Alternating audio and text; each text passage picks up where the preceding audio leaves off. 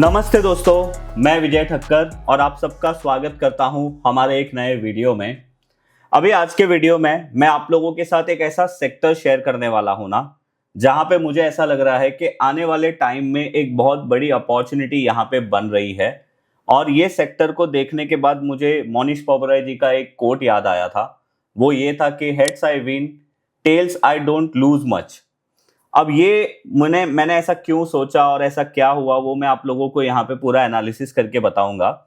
और मैं आप लोगों को बाद में 4 ऑप्शन भी बताने वाला हूँ, जिसके बेसिस पे हम ये सेक्टर में अगर रैली आती है तो उसमें कैसे पार्टिसिपेट कर सकते हैं। और मैं आप लोगों को ये चारों ऑप्शंस के एडवांटेज और डिसएडवांटेज भी बोलूंगा। और इन द एंड फिर ये आप लोगों के ऊपर होगा कि आप लोगों को क्या लगता है और आप लोगों का क्या कहना हो है ये सेक्टर के ऊपर। मैं आप लोगों से भी सुनना चाहूंगा। तो जो सेक्टर की आज मैं बात कर रहा हूं ना, वो है निफ्टी आईटी इंडेक्स। और ये सेक्टर के ऊपर बात करने के पहले मैंने ऑब्वियसली 10 बार सोचा, बट जो भी मैं यहाँ पे आप लोगों को डेटा बताने वाला हूँ वो मैं अपने मन से नहीं, यहाँ पे जो एक्चुअल डेटा है उसके बेसिस पे हम लोग बात करने वाले हैं। और फिर एंड में आप बताना कि ये लॉजिक आपको क्या लगता है। जो ये मोनिश पोबराय जी का कोट था, वो यहाँ पे अभी अप्लाई हो सकता है या नहीं हो सकता है, या आप मुझे बताना। तो चलो विदाउट वेस्टिंग टाइम हम लोग मैं अपना एनालिसिस आप लोगों को बताता हूं और फिर हम लोग डिस्कस करते हैं कि कैसे हम इसमें पार्टिसिपेट कर सकते हैं 4 अलग अलग तरीके से। तो देखो यहाँ पे अभी आप जो चार्ट देख रहे हो, ये निफ्टी आईटी का मंथली टाइम फ्रेम का चार्ट है। और मैं मंथली टाइम फ्रेम का चार्ट आप लोगों को इसलिए बता रहा हूँ कि हम लोग जो यहाँ पे एनालिसिस कर रहे हैं ना, ये मैं 1-2 साल के लिए कर रहा हूँ। तो ऑब्वियसली हम लोगों को लॉन्गर टाइम फ्रेम का एनालिसिस करना है, तो थोड़ा लॉन्गर टर्म का चार्ट देखना पड़ेगा। और मैं आज आप लोगों के साथ एक अच्छा लॉजिक शेयर करूंगा, जिसको आप भी यूज कर सकते हो अपने एनालिसिस के लिए। अभी मैं यहाँ पे ना सिर्फ एक चीज ऐड करूंगा, विच इज आरएसआई। तो आप यहाँ पे देखो, मैंने ऑलरेडी यहाँ पे आरएसआई लगा के रखा है। और अभी आप जो स्क्रीन पे देख रहे हो, ये आपको निफ्टी आईटी इंडेक्स का पूरा एक लॉन्ग टर्म चार्ट दिख रहा है। और यहाँ पे जो हम लोगों को डेटा दिख रहा है, वैसे तो यहाँ पे 1996 से डेटा है और अभी तक डेटा है। तो अभी बेसिकली हम लोग यहाँ पे करने क्या वाले हैं, मैंने ऐसा क्यों बोला कि मुझे ये सबसे बड़ी अपॉर्चुनिटी अभी लग रही है, उसका रीजन क्या है। और मैंने ये आपको क्यों बोला कि जो वो मोनिश पोबराय जी का जो कोट है, heads I win tails I don't lose much, वो यहाँ पे अभी क्यों अप्लाई हो रहा है। तो आप देखो, पहले तो हम लोगों को यहाँ पे ये मार्क करना है कि निफ्टी का जो ये निफ्टी आईटी इंडेक्स का जो आरएसआई है मंथली टाइम फ्रेम में, कितने टाइम ये 39 या फिर आप बोल सकते हो कि 40 के नीचे गया है, और वो कितना मैक्सिमम नीचे गया है, हमको वो मार्क करना है। तो आप यहाँ पे देखो कि 2001 में, अभी जब भी मैं आरएसआई कितना है वो बोलूंगा, तो आप यहाँ पे देखना आरएसआई का नंबर आपको दिखेगा। अब मैंने कर्सर रखा है सितंबर 2001 के मंथली टाइम फ्रेम के चार्ट में, और आप वहां पे देखो 39.18 आरएसआई पहुंचा था 2001 में सितंबर महीने में। उसके बाद 2003 में आरएसआई जो है वो ऑलमोस्ट 38.54 मतलब 38.55 के आसपास आया था मंथली टाइम फ्रेम में। उसके बाद अगर आप देखोगे तो सबसे जो डाउन साइड आरएसआई जो गया है अब तक ये इंडेक्स के अंदर और इसके चार्ट में, इसकी हिस्ट्री में, वो हुआ है 2009 में फरवरी मंथ में। और वो टाइम पे इसका आरएसआई आया था 30.06, मतलब ऑलमोस्ट 30 के आसपास इसका आरएसआई आ गया था मंथली टाइम फ्रेम में। उसके बाद मैं 40 के ऊपर वाले आरएसआई को कैलकुलेट ही नहीं कर रहा हूं, मैं एकदम खराब वाले नंबर्स को खाली ले रहा हूं। उसके बाद आप यहाँ पे देखो, मार्च का ये कैंडल है, और मार्च के टाइम पे इसका जो आरएसआई है वो 39.34 के आसपास आया था। और अगर मैं फास्ट फॉरवर्ड करके अभी के जो रिसेंटली जून महीने में आईटी इंडेक्स ने लो बनाया था, अगर मैं उसके आरएसआई को देखूं तो ये है 33.35। तो अभी देखो, मैं आप लोगों को यहाँ पे क्या समझाने की कोशिश कर रहा हूँ कि हम लोग ने क्या मार्क किया है कि कितनी बार इसका आरएसआई 40 के नीचे गया है और मैक्सिमम वो कितना नीचे गया है। हम बेसिकली हिस्ट्री में कितना खराब हुआ है वो हम लोग देखने की कोशिश कर रहे हैं। और आप यहाँ पे देखो, जैसे मैं यहाँ पे देख रहा हूँ कि सबसे खराब हुआ था 2009 में, ऑलमोस्ट 30 का आरएसआई आ गया था। 2009 से लेके अगर मैं यहाँ पे कैलकुलेट करूँ ऑलमोस्ट 2011 तक आईटी इंडेक्स में ऑलमोस्ट 260% की रैली आई थी जब उसका आरएसआई एकदम नीचे गया था। उसके बाद अगर मैं कैलकुलेट करूं कि भाई ये जो मार्च के कोविड में लो बना था, उसके बाद आईटी इंडेक्स ने कितना परफॉर्म किया और कब तक, तो मार्च 2020 में जो उसका लो बना था उसके बाद से लेके जनवरी 22 तक आईटी इंडेक्स ने अगेन 250% का परफॉर्मेंस दिखाया। ऑलमोस्ट आप ऐसे बोल सकते हो कि 1.5-2 साल में। उसके बाद अभी फिलहाल जो अभी रिसेंटली 33 का आरएसआई बना है उसके नीचे अभी तक गया नहीं है। तो देखो यहाँ पे अगर हम आईटी इंडेक्स का चार्ट लंबे टाइम फ्रेम में, स्पेशली मंथली टाइम फ्रेम में देखते हैं और आरएसआई का यूज करते हैं कि आरएसआई कितने लो तक गया था, तो यहाँ पे हम लोगों को दो चीज का एक समझ में आता है। पहला पॉइंट ये है कि जब भी इसका आरएसआई 39 या 35 के नीचे जाता है, वैसे ये इंडेक्स एक तरीके से डीप बाय जोन में आ जाता है। मतलब इतनी अच्छी वैल्यूएशन आ जाती है कि यहाँ पे बाय करना ज्यादा नुकसानदायक नहीं हो सकता है। वैसे देखो ये कोई गारंटी नहीं है कि इसका आरएसआई 30 के बाद रिवर्स हुआ है तो आने वाले टाइम में भी 30 के बाद ही रिवर्स होगा, जैसे अभी 33 के बाद रिवर्स हुआ है। देयर इज अ पॉसिबिलिटी कि इसका आरएसआई 20 भी चला जाए, 25 भी चला जाए। ओके, हम लोग आरएसआई के बेसिस पे खाली ये समझने की कोशिश कर रहे हैं कि मैक्सिमम खराब टाइम में आईटी इंडेक्स का आरएसआई मंथली टाइम फ्रेम में कितने लो तक आया था। और दूसरा पॉइंट हम लोगों को यहाँ पे ये समझ में आ रहा है कि जब भी आईटी इंडेक्स का डाउन साइड आया है, जैसे मैक्सिमम ड्रॉडाउन यहाँ पे हमने देखा है, उसके बाद आने वाले 1-2 साल में आईटी इंडेक्स ने अच्छा ही परफॉर्म किया है। तो इसीलिए मैंने आप लोगों को ये बोला था कि ये चार्ट देखने के बाद मेरे को इसीलिए वो मोनिश पोपराय जी का जो कोट है वो याद आया था। और अभी आप यहाँ पे देखो, अगर मैं इसके हाई से कैलकुलेट करूं और अभी रिसेंट लो तक कैलकुलेट करूं तो आईटी इंडेक्स ने ऑलमोस्ट 44% का डाउनसाइड दिखाया था। और अभी ये जहां पे है वहां तक अगर मैं देखूं तो 31-32% तक अभी भी ये अपने ऑल टाइम हाई से नीचे है। और अगर मैं इसके करंट मार्केट प्राइस से ऑल टाइम हाई तक कैलकुलेट करूं तो अपसाइड पॉसिबिलिटी, मतलब अगर ये इंडेक्स जब अपना ऑल टाइम हाई मारेगा तब ये 46 से लेके ऑलमोस्ट 47% चलेगा, तब जाके ये अपना ऑल टाइम हाई मारेगा। और एक चीज यहाँ पे याद रखना जो हम लोगों को आगे काम आने वाली है, आईटी इंडेक्स में जो हाई बना था वो दिसंबर 2024 में बना था। ये वाले पॉइंट को हम लोग आगे यूज करेंगे, पर आप लोग अभी याद करना। तो अभी देखो, अभी एक बात यहाँ पे बहुत ही क्लियर है कि आईटी इंडेक्स एज पर जो हमने डेटा एनालिसिस किया है चार्ट्स को लेकर और आरएसआई को लेकर, उससे हम लोगों को ये पता चल रहा है कि आईटी इंडेक्स का जो रिसेंटली आरएसआई आया था 33, वो एक तरीके से डीप बाय जोन के पास आया था। और अभी हम ऑलरेडी यहाँ पे देख भी रहे कि रिसेंटली आईटी इंडेक्स जो 26,000 के आसपास चल रहा था वो अभी 31,400 के आसपास चल रहा है। तो जस्ट इमेजिन अगर ये आईटी इंडेक्स एक साल के अंदर अपने ऑल टाइम हाई के पास वापस आता है तो एज ए इन्वेस्टर आप लोगों को 46 से 50% का रिटर्न मिलने की अपॉर्चुनिटी यहाँ पे है। अभी समझो कि फॉर एनी रीजन ये एक साल में नहीं आएगा, ये 2 साल में आएगा, तो भी हम लोगों के लिए अच्छा है। आप अच्छा ही रिटर्न कमाओगे 2 साल में।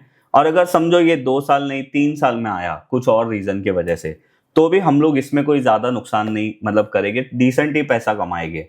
तो अभी मैं आप लोगों को इसीलिए बोल रहा था कि यहाँ पे मुझे एक बेस्ट अपॉर्चुनिटी दिख रही है ये इंडेक्स और ये सेक्टर के अंदर अभी इन्वेस्टमेंट करने के लिए। अभी मैं आप लोगों को एक डिस्क्लेमर दे देता हूँ, यहाँ पे मैं जो भी आप लोगों के साथ शेयर कर रहा हूँ ये मेरा पर्सनल व्यू है और मैं आप लोगों के साथ डेटा भी शेयर कर रहा हूँ किसके बेसिस पे मैं अपना ये व्यू बना रहा हूँ।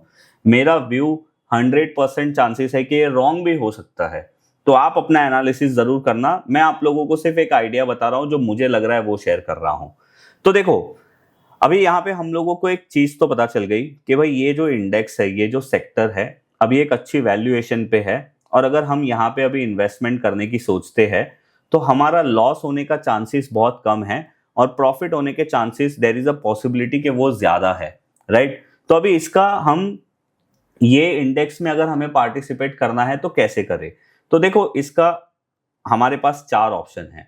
सबसे पहला और इजी ऑप्शन क्या है कि भाई आप देखो अभी ये एंजल वन का ट्रेड वन प्लेटफॉर्म है, आप यहाँ पे आओ होम में, यहाँ पे ETF डिस्कवरी में जाते हैं और यहाँ पे सेक्टर वाले ETF को देखते हैं। यहाँ पे सारे सेक्टर्स के ETF हम लोगों को देखने मिलेंगे मैंने ऑलरेडी आईटी के सेक्टर के ईटीएफ को मार्क करके रखा है। अभी आप यहाँ पे देखो, हमारे पास सबसे सिंपल ऑप्शन क्या है, ये जो आप स्क्रीन पे देख रहे हो ये ITBs है। अभी ITBs वैसे ITBs रिसेंटली ही लिस्ट हुआ था 2021 में, बट अगर आप देखोगे तो ITBs का जो हाई है वो यहाँ पे हम लोगों को क्लियरली दिख रहा है कि समवेयर अराउंड 49.50 का था, और अभी ITBs भी जो है वो अपने ऑल टाइम हाई से ऑलमोस्ट 30% डाउन है। तो एक सिंपल ऑप्शन ये है कि आप ITBs में इन्वेस्टमेंट करो, और जब ये अपने ऑल टाइम हाई पे आएगा तब आप एग्जिट कर सकते हो, या फिर अगर और अच्छा होगा तो आप रुक सकते हो। This is one option.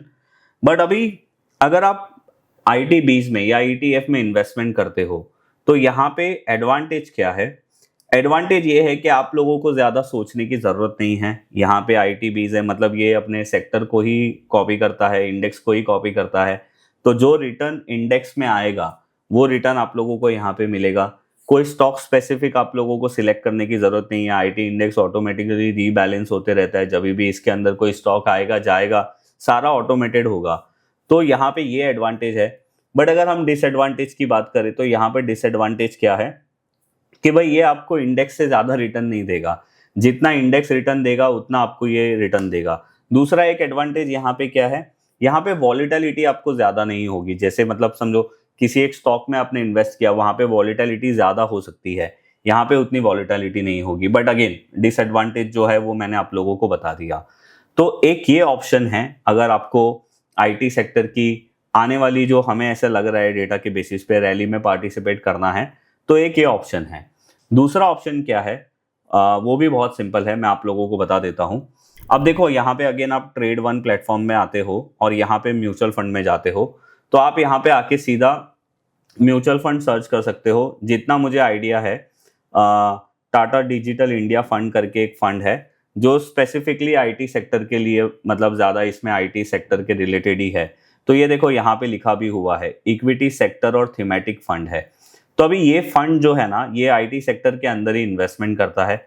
और अगर आप देखोगे लास्ट 3 साल का इसका परफॉर्मेंस देखोगे तो इसका जो NAV था, अभी देखो अगेन मैंने जो आपको बोला ना दिसंबर 2024 में IT इंडेक्स ने हाई मारा था, तो अगर आप यहाँ पे देखोगे ये म्यूचुअल फंड का NAV ने भी दिसंबर 2024 में हाई मारा था, और उस टाइम इसका NAV था 56.85, और उसके बाद ये NAV गिर के अभी ऑलमोस्ट 42 के आसपास ये ट्रेड कर रहा है। तो एक ऑप्शन ये है कि भाई सिंपली आपको निफ्टी ITBs में इन्वेस्टमेंट नहीं करना है। आपको ऐसा है कि भाई मैं इंडेक्स से थोड़ा ज़्यादा रिटर्न जनरेट करने की कोशिश करना चाहता हूँ, बट मैं कुछ खुद सिलेक्ट नहीं करना चाहता।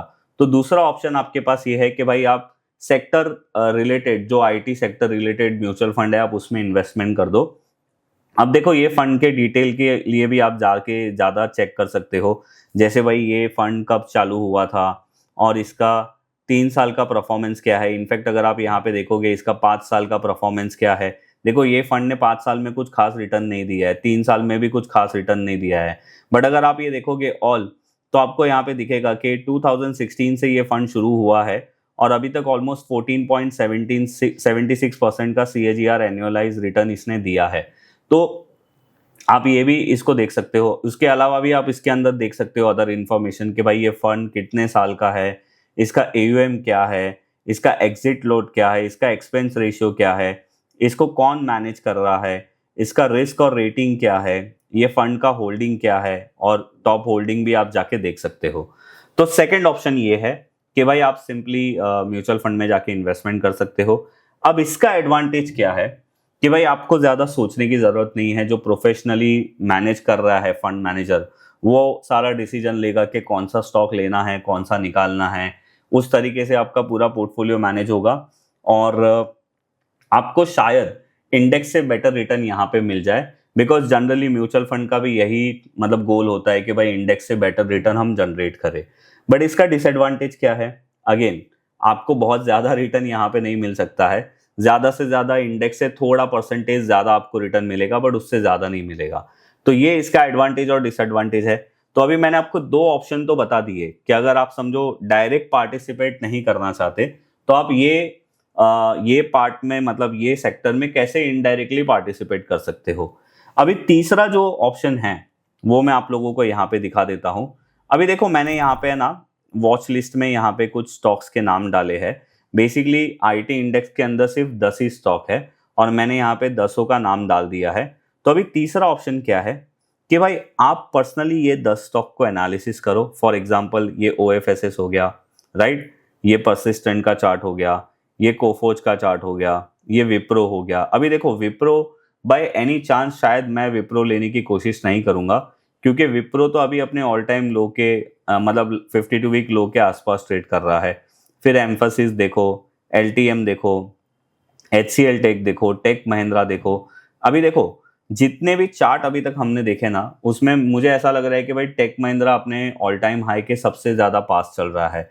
अगर हम अभी कैलकुलेट भी यहाँ पे करें तो ये स्टॉक अपने ऑल टाइम हाई से ऑलमोस्ट 13% ही दूर है।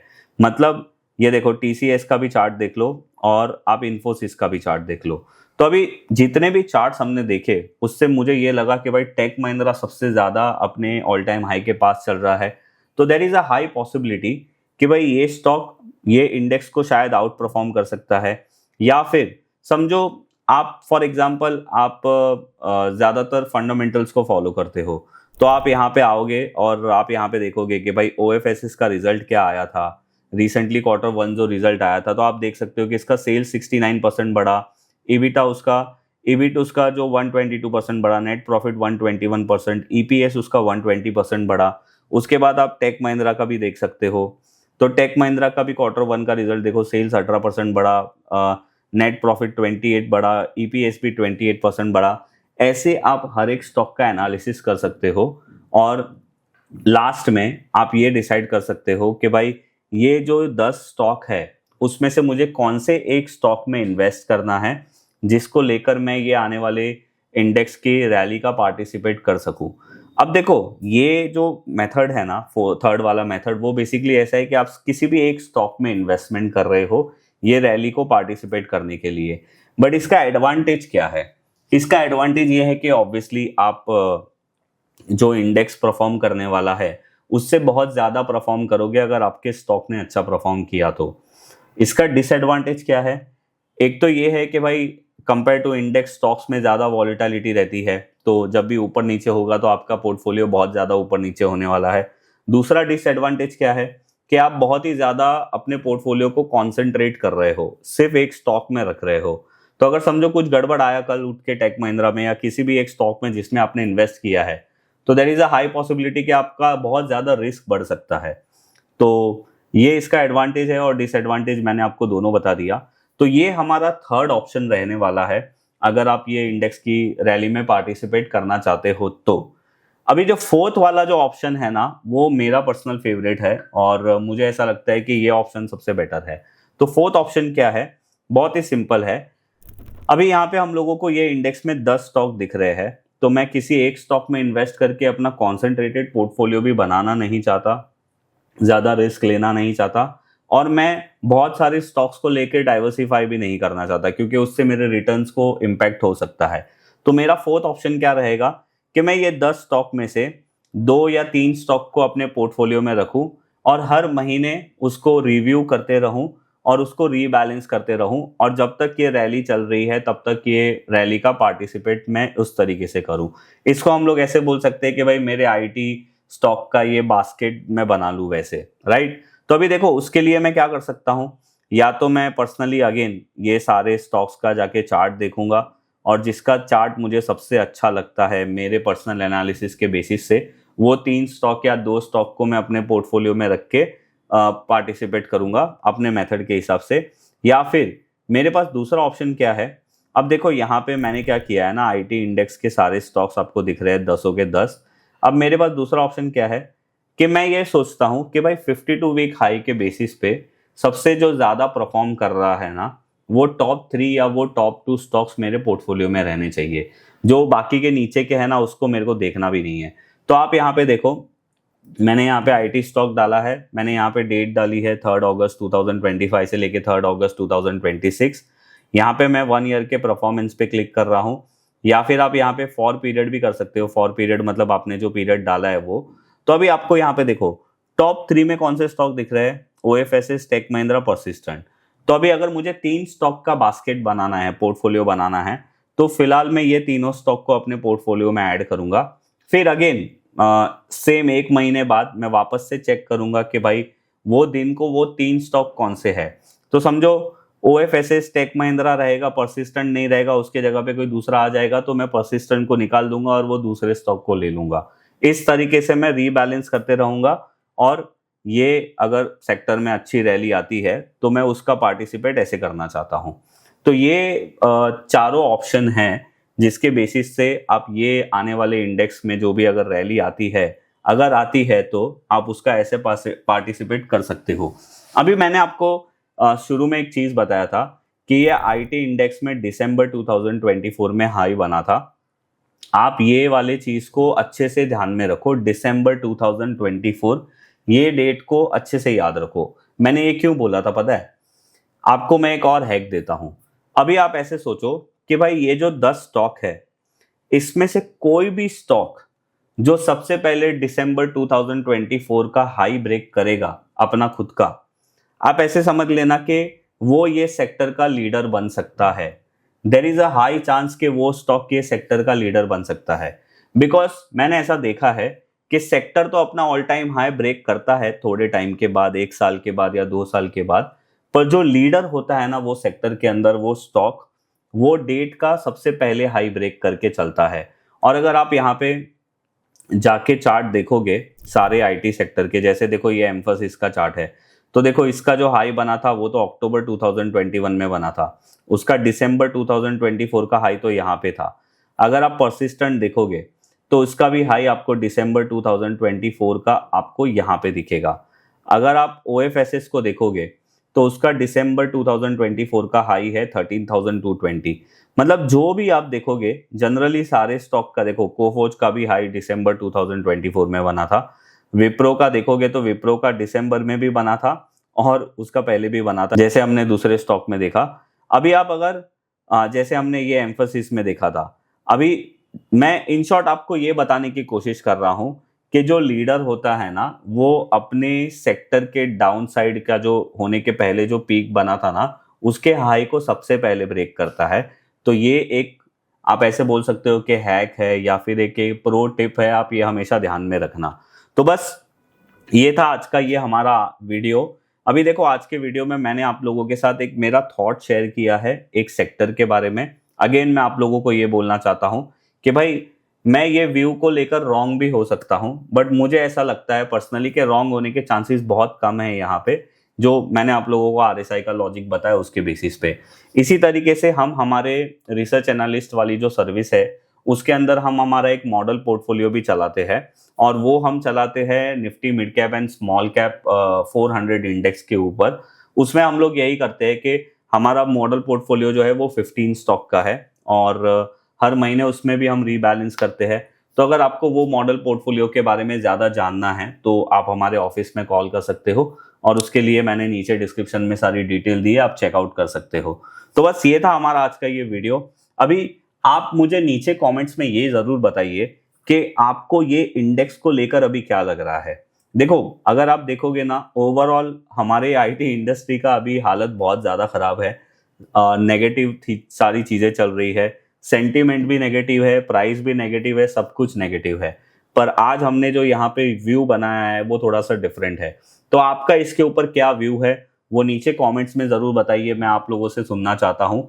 और अगर आपका व्यू भी मेरे जैसा सेम है तो आप मुझे ये बताइए कि मैंने आपको जो 4 ऑप्शन बताए ये इंडेक्स में पार्टिसिपेट करने के, वो चारों ऑप्शन में से आपका फेवरेट ऑप्शन कौन सा रहने वाला है। और हाँ, अगर आप ये चारों ऑप्शन में से कोई भी ऑप्शन सिलेक्ट करना चाहते हो ना, बट उससे पहले आप अपना रिस्क एपेटाइट और सारी चीज़ें बराबर से देखना, उसी के बाद अपना डिसीजन लेना। तो बस ये था हमारा आज का ये वीडियो। अगर आज के वीडियो में आपको ज़रा सी भी वैल्यू मिली है तो मैं आप लोगों को रिक्वेस्ट करूंगा कि आप ये वीडियो अपने फ्रेंड्स और फैमिली के साथ ज़रूर शेयर करिए। और अगर आपको ये वीडियो पसंद आया तो प्लीज़ लाइक करिए और हमारे चैनल को सब्सक्राइब करिए। मैं मिलूंगा आप लोगों को ऐसे ही कोई नेक्स्ट वीडियो में, तब तक के लिए बाय बाय।